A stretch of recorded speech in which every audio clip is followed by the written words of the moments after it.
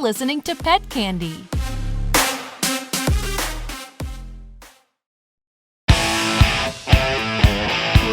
Hey everybody, welcome back. Welcome to episode 4. And our 5th take on the intro after we've deleted so many more. We have. I kept trying to not say embarrassing things, and then I kept saying more embarrassing things. Right, they just kept coming out, and I had a reminder that our parents listened to this. And then I immediately was like, nope, and deleted that recording. If anybody wants to know what it was, though, hit us up. We'll tell you, but not you, Mom or Dad. No. No, parents don't do that. So, Clay, how's it going? Oh, it's just really hoping this time the intro doesn't get deleted. We'll see. We'll see how it goes. We'll see how I feel about it. Okay. I did notice, I did want to say this. When I listened to our last episode, aside from it being precious, because I'm in squishmallows, I was sniffling a lot, but I am also kind of fighting a cold because I have super allergies and I'm allergic to everything except squishmallows. Also, show of hands, who went out and bought a squishmallow after last week's episode? Raise your hands. We can see them. I can see them. I'm raising my hand. No matter where you are. No matter where you are. We are omnipotent. We are omnipresent. Anyway, I didn't buy a squishmallow. Yes, you did. Clay bought me 3 squishmallows. I didn't. One of my favorite squishmallows is Austin, the avocado. Fun fact, Clay's first name is actually Austin. Cool. And avocados are one of my favorite things. Can't believe you just put me on blast like that. I love avocados and I love you. So, avocados, they're very, very popular, as you know. I know you don't like them, Clay. It's my turn to do the episode. We're not doing about avocados. Oh, yeah, no, we can talk about whatever you want after we talk about avocados. Oh, okay. I guess you make the rules here. Always. Clay gets it. Tell us about avocados. Oh my God, he puts an extra D in there. And There's a D in there. Okay, so this is where we had to stop recording earlier. I'll let your imagination run wild with that one. But it's avocado, not advocado. Yeah, well, they advocate. For avocados. For better treatment. Hashtag justice for avocados. So, Clay, as you know, avocado is a superfood. So a lot of people, including your beautiful wife. A super gross food, yes. Super delicious food. It tastes like wet grass. I like it. Why do you know what wet grass tastes like? Mind your business. So avocado, it's considered a superfood. It's nutrient dense. A lot of people like it. So it means it's hella popular, which means it's in a lot of people's pantries, or where do normal people store food? Probably not on a bowl. Yeah, people don't. Okay, so we put our fruit on a bowl on top of the microwave, but I guess regular people store it elsewhere. I don't know. Where do you put your avocados? Tell us in the comments.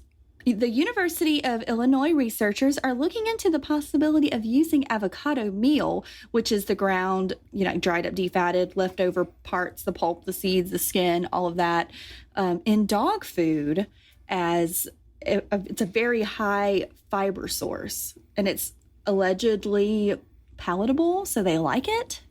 Our age group gets so much bullshit about avocados. I think this is kind of the final straw, is now we're putting it in dog food. Shut up, Clay. But I know what you're thinking. You're thinking, but wait, aren't avocados bad for dogs? I wasn't thinking that. You were. I wasn't. You were.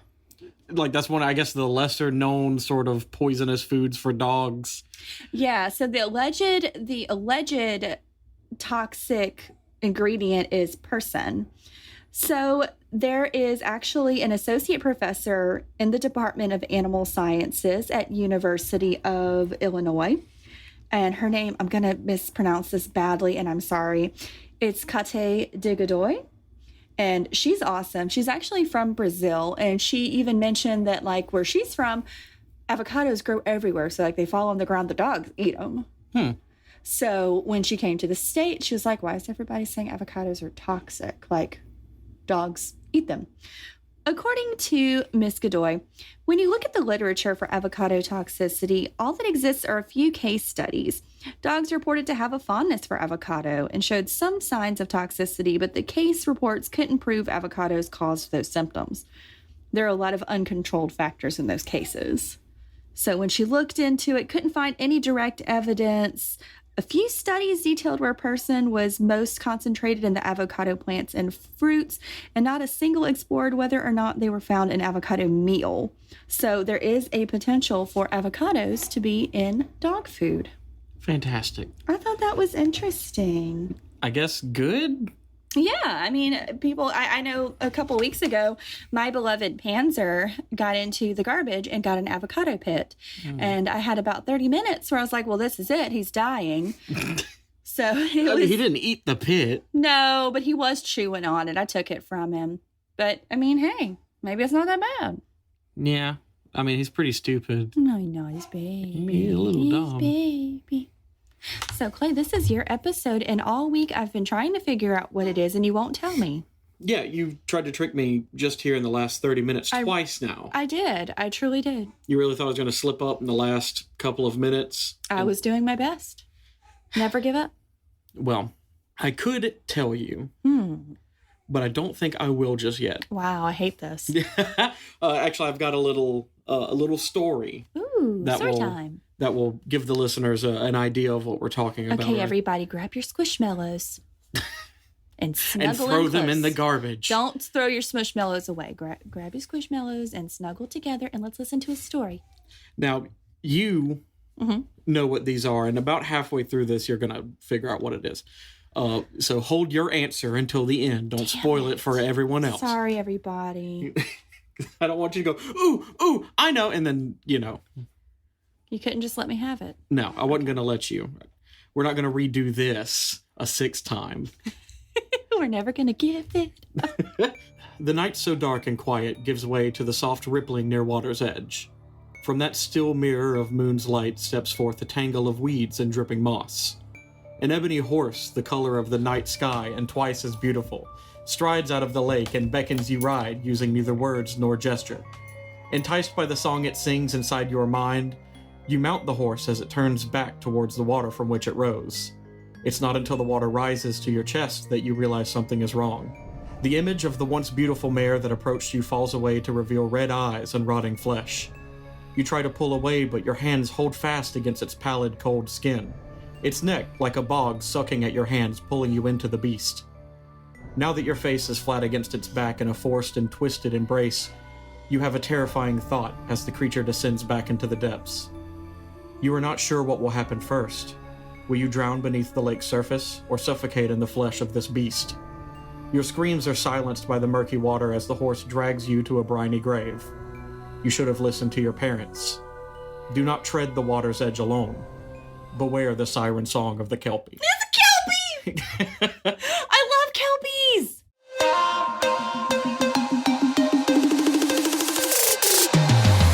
We'll be right back with more pet candy.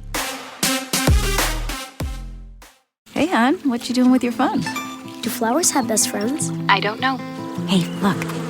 Whoa. Some answers can only be found in nature. Discover the unsearchable. Visit discovertheforest.org to find a trail near you. Brought to you by the United States Forest Service and the Ad Council. Right, so there's a lot of stories like this about the Kelpie. So, real quick... Oh, I'm jealous. I wanted to do the Kelpie. I had so much trouble researching the Kelpie because it keeps coming up with a dog breed, the Australian Kelpie. there is a dog breed called an Australian Kelpie.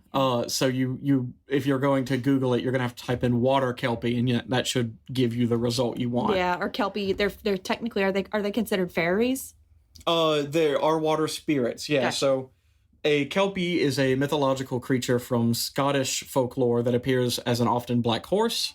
It's said to lure the unsuspecting to a watery grave where it devours their bodies and throws the entrails ashore.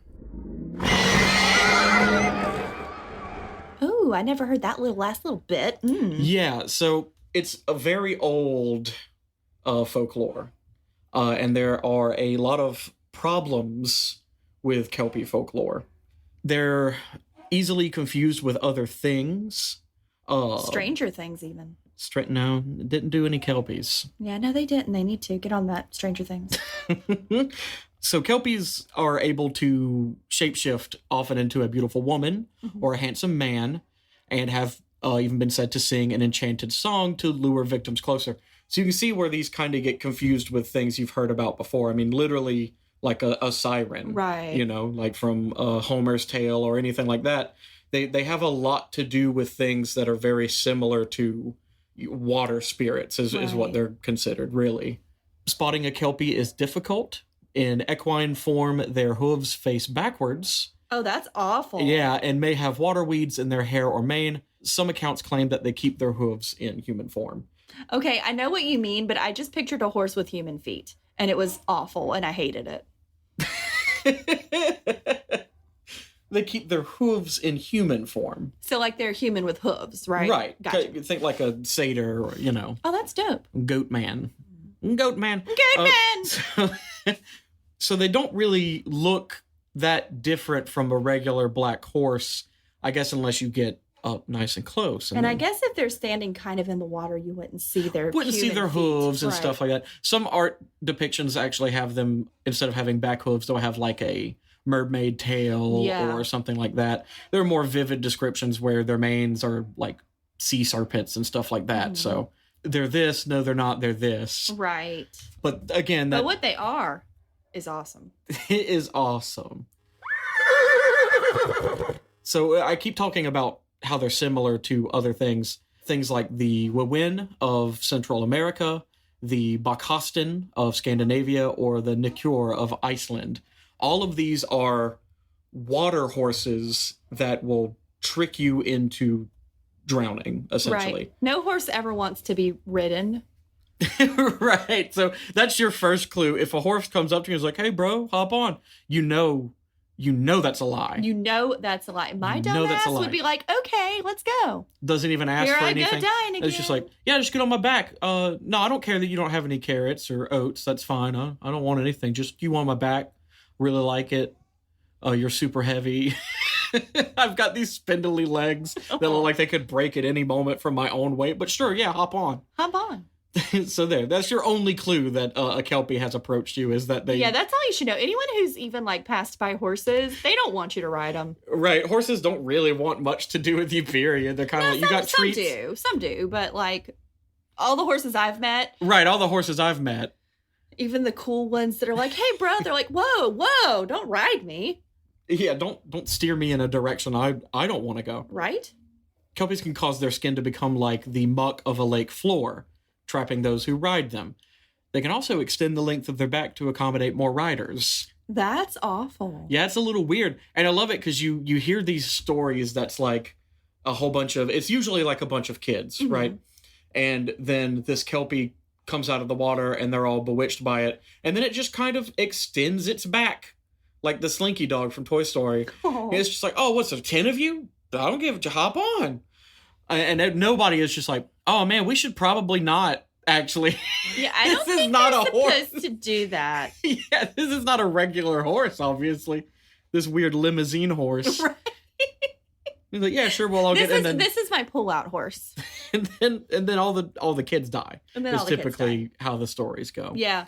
Except they have this habit of leaving one kid alive. Yes. Usually the kid like touches the horse and his hand gets stuck and he has to like cut off his fingers or his hand or whatever is attached to escape the horse.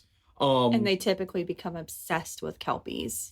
Yeah. Nobody believes them. But I think it's kind of one of those things. This is like written into the folklore itself. You always hear about that, like, but no one ever lives to tell the tale. And it's like, well, then how do you know about it? Right. You know, this is kind of like, did, yeah. Right. But that one kid got away. Right. It was like, that's how we know about it. Yeah, they put it right there in the story. Somebody can give them old bullshit about it. Mr. Jenkins, old crazy Mr. Jenkins. So, though water monsters that trick prey into drowning come from all over, why then are they water horses? Mm-hmm. Like, why horses?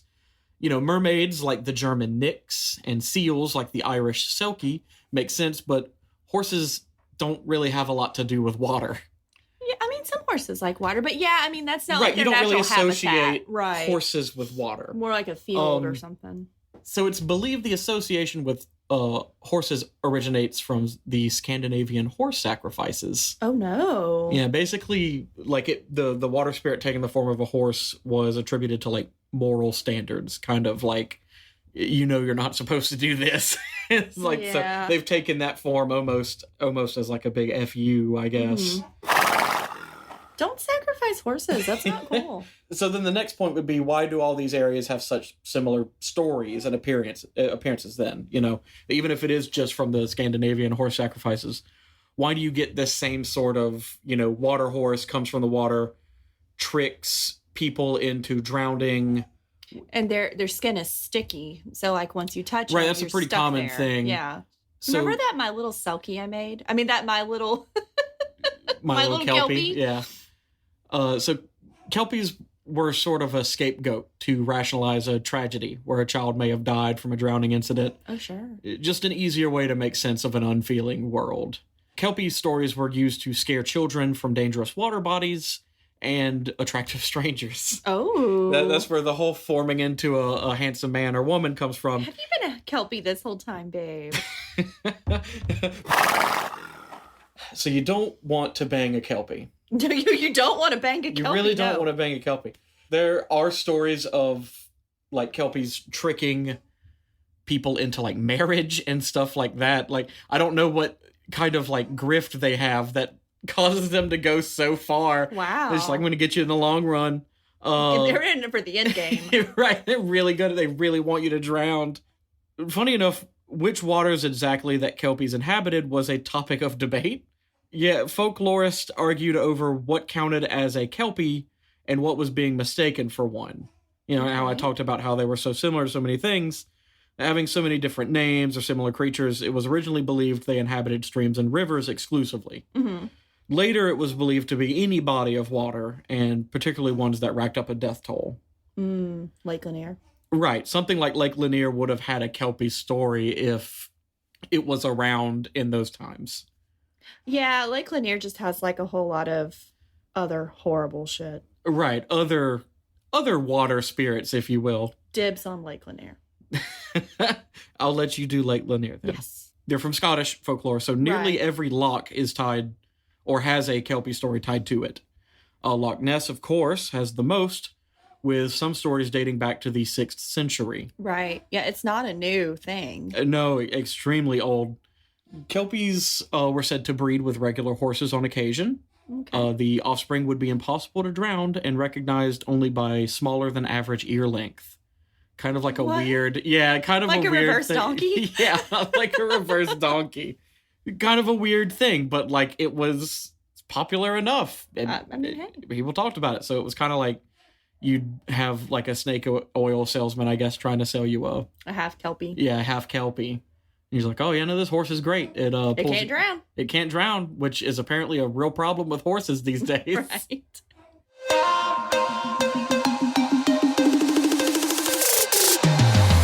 We'll be right back with more pet candy.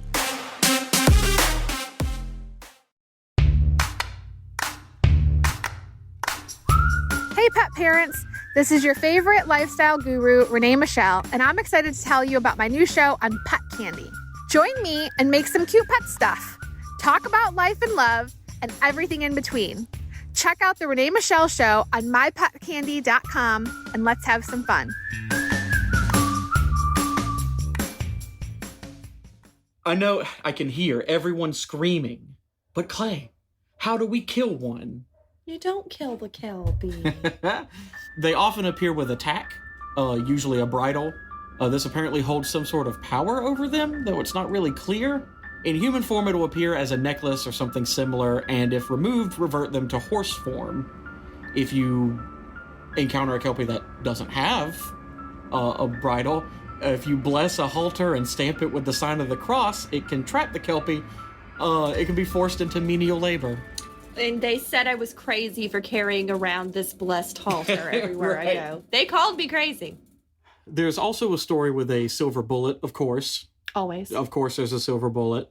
But also one where a dude just stabs one with a couple of spears. Okay. So I guess literally anything works. Either way, if slain, they will revert back to natural components. Being water spirits, you know, they're formed from nature. So they'll revert back to like mud and water weeds and moss. And there's one story about jellyfish even. So they'll just like squelch into a pile of ocean debris? Right, yeah. That's awful. It's pretty messed up. But like I said, you know, they're water spirits. They're not Right. like an actual horse. That's why they can shape change and that kind of thing. They're meant to punish you for something, right? In this case, it would be not listening to your parents. Yeah. A lot of it seems to be attributed to like kids wandering off on, you know, the Sabbath. Mm-hmm. So it's like, you know, skipping out on church to go play by the lake. And it's like, oh, well, Right. Kelpie's going to get you. That sort of thing. But it was also to teach kids to beware of dangerous waters. Right. That's kind of where the whole thing came from is, a kid falls into a stream, gets swept away, drowns and dies. There were other things that were attributed to sort of the belief in Kelpies. Water spouts apparently were and maybe are a problem that happens on Scottish lochs, where, it disturbs the water surface in such a unique and strange way. People have to come up with a weird creature to attribute that to, And that's a Kelpie's a lot more interesting than a force of nature. Like we want to believe that there's spirits and scary stuff. Well, I don't know if you really want to believe that there are Kelpies. Oh? Well, I'm just saying it seems like really all they do is drown people Yeah, but they're pretty. that play in water or get horny. Yeah. So, that's no good. Yeah. Because like I said, it's not just about kids playing in lakes. It's also, if you're skipping church to do anything, including hanging out with that attractive, strange man you saw by the water. Mm-hmm. There was one story about, it's normally like a handsome man, but in this case, it was like a vagabond kind of man with like unruly hair. That's a good word. It was Simba. Yeah. Who was just kind of like chatting with himself and like fumbling around with something. And somebody was just like, oh yeah, that's a Kelpie, and hit this dude on the back of the head. And he turned back into a Kelpie and jumped in the water. Wow. So I think that's really funny. Wow. So that's like a big difference from beautiful horse, attractive man, beautiful woman. Homeless guy. Yeah. I talked about the one where someone was tricked into like marriage. There was one where a woman knew it was a Kelpie, laid with the man. Oh. Biblically, Dang. and then while he was asleep, took off his silver necklace and he turned back into a horse. And she like made an agreement with him that she would turn him back into a man if he agreed to marry her. And apparently that just worked out. Okay. Yeah, so I don't know. I mean, hey, everybody's got to have somebody. I guess anything is kind of on the table with Kelpies. It seems like really anything goes. They probably want to murder you, but I guess you could get married and have a happy life with a little bit of extortion. Sure. Of course, you need like a blessed halter stamped with the sign of Christ to trap one, but also you could just stab it to death. I mean, if one thing doesn't work, you got to try the other. Right. That's pretty strange. There's a lot of water-related, whether they're spirits or monsters or whatever, from all over the globe. Ones that don't necessarily look like water horses, like you've got the Australian bunyip, which is a bunyip scares me. Terrifying creature to behold. Mm-hmm. Every picture looks vastly different than the other because the description is so vague. It's just kind of like, oh yeah, quadrupedal beast. It leaves a lot to your imagination, and sometimes that's scarier. Yeah, sometimes it is scarier. But, they pretty much all sort of do the same thing. They lure someone to a watery grave. Some for other reasons. Some might want to feed. Apparently, Kelpies do the feeding. I talked about the whole devouring the flesh and then throwing the entrails back on the shore, which I'm not sure what that's about. But then again, that's nasty. That has poo-poo in it. It has poo-poo in it. It's not really concise, I guess. But that's to be given on something this old. There have been so many stories about it.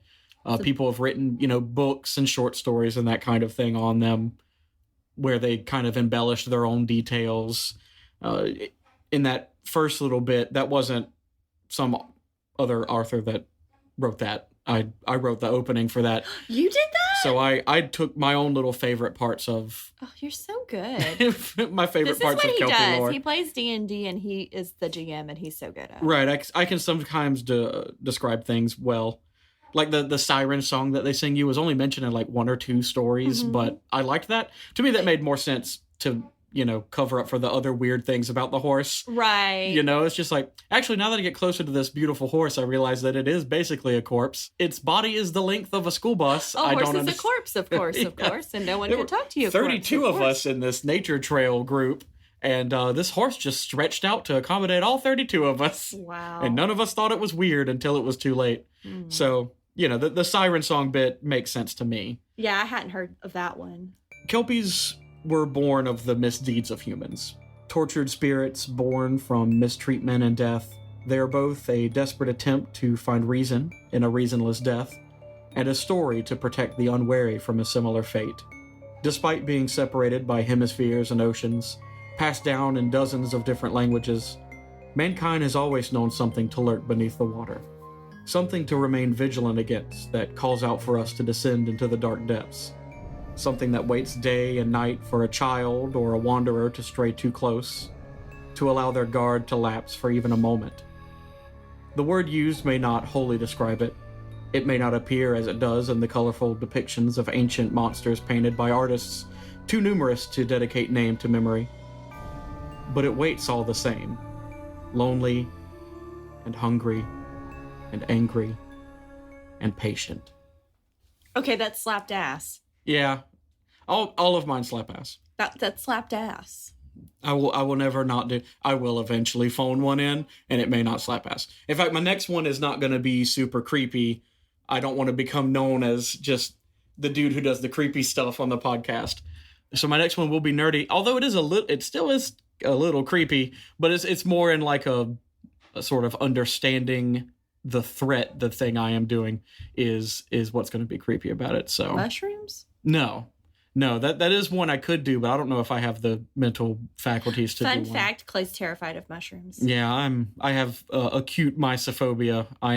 It's not just mushrooms, it is fungus. But, yeah, fungus in general. But yeah, if you've ever heard of the video game The Last of Us, or what that game is based off, the cordyceps. Cordyceps is messed up. Yeah, it's terrifying. Maybe I'll do the cordyceps. I'd prefer not. Maybe. Well, how about we go for a swim, Clay? Sure, I guess. Let's just hold hands. Let's hold hands. Aha, you thought you were the Kelpie, but it was me. Fuck. Yep, see, I made you think you wanted to go in the water. Yeah, he did. Now it's too late. Yep, I'm dead now. Yeah, well, just like that. I guess this is now obsessed with Clay. The Kelpie. The known Kelpie. Yeah. Is confirmed. So before we go, we do have some more exciting news. So not only do we have those socks that slap ass, now we have ass slapping coffee cups. Ass slapping coffee cups. Ass slapping coffee cups. And that's trademarked. And that's trademarked. TM. Maybe you're awesome and you listen to the show and you would like to have either a coffee cup or some socks, or you want to wear your socks while you drink your favorite beverage out of your Obsessed with the Palmer's coffee cup. We can make that happen for you, Clay. For me? For you, you specifically. Listeners, let's help Clay get these items. I don't even drink coffee. He doesn't. And you know what? It's so strange. Sometimes I look at you and I'm like, why did I marry this Kelpie? The socks are pretty cool, though. The socks are dope. But for real, though, we would love for you to wear our merch. That would be so cool. So if you would like the chance to win some cool-ass, free-ass merch. So this is a coffee cup, and it's not just any coffee cup. It's a coffee cup that says Obsessed with the Palmers. Right. It has our logo. It has our logo on it, and it's also our Instagram picture because we haven't taken any professional photos yet, which is coming. Don't worry about it. So you can get that free-ass coffee mug. You can get the coolest socks ever, and you can wear your comfy-ass socks while you're drinking out of your coffee cup. And then when we announce your name on May 15th, you can send us in what you want the subject to be, and we will do an episode of your choosing. Just a reminder, if you want to request a topic, you can always email us at our Gmail account, obsessedwiththepalmers@gmail, and we will consider it. We'll consider it if you're good. Right. Did you brush your teeth today? Of course, if you win the competition, you get to make us do one. So that's power you hold over us. You hold that power. Now, this is within reason. Like, it can't be X-rated. As much as we would love that, it's got to be... I think we got to let the people eat cake. Why did you have to turn that into something else? You're the one who said eat cake. It's been a long day. I don't know. I trust you people, whomst I've never met. I too trust you, my children, and I love you. And I'm proud of you. Whatever you did this week, good for you. Unless it wasn't good, in which case I'm sorry.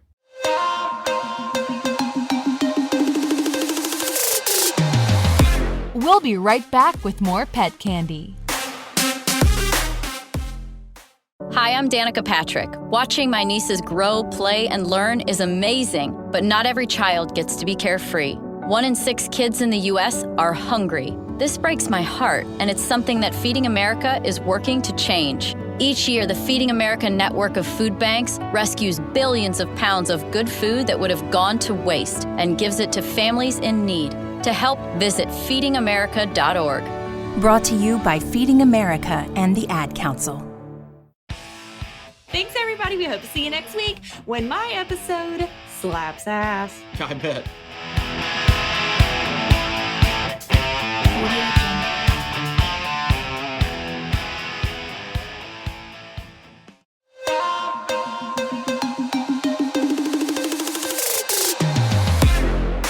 It's Pet Candy. Pet Candy. It's Pet Candy Radio.